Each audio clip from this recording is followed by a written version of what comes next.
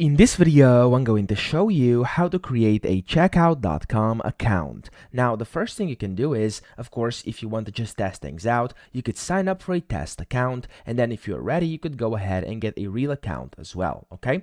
So over here up top, you first have to select if you want to be on the business page or on the personal page, okay? And of course, depending on whichever you want to do, it's going to look a bit different. But if you want to essentially first create a test account, click on the sign in button up top.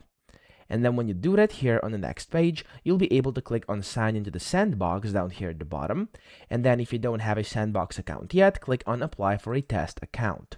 When you do that, which is this button over here, you'll be able to put in some of your info, and then here you'll be able to create your test account.